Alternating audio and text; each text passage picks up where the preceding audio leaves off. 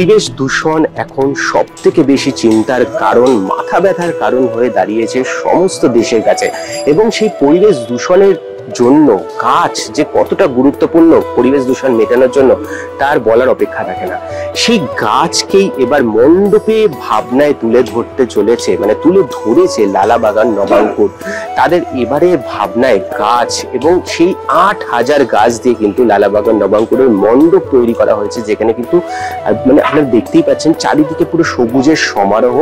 এবং মণ্ডপের বাইরে থেকে শুরু হয়ে পুরো ভেতর অবধি কিন্তু প্রায় ৮,০০০ গাছকে রোপণ করা হয়েছে এবং পুরো সবুজের সমারোহ করা হয়েছে। এবং বলা হয়েছে যে পরিবেশকে বাঁচানোর জন্য গাছই কিন্তু একমাত্র বিকল্প উপাদান, আর তার থেকে বিকল্প আর কেউ নেই। এবং যদি আমরা আসি মণ্ডপের ক্ষেত্রে, মানে এই পুরো ব্যাপারটা, পুরো জায়গাটা এত সুন্দর করে সাজানো হয়েছে যে বলার অপেক্ষা রাখে না। এবং প্রতিমা স্বয়ং এখানে গাছের বেশে কিন্তু ভূষিত হয়েছেন, যেখানে আপনি দেখতে পাবেন যে প্রতিমা নিজে, মানে মা দুর্গা নিজে বলছেন গাছ লাগাও এবং পরিবেশকে বাঁচাও। এই পুজোতে আপনাদের সারা পুজো কিন্তু দেখতে হবে নিউজ18 বাংলা ডিজিটালের পর্দায়, কারণ এরকমই বিভিন্ন ধরনের মণ্ডপ উঠে আসতে চলেছে কেবলমাত্র সোশ্যাল মিডিয়ায়, অর্থাৎ নিউজ18 বাংলা ডিজিটালে।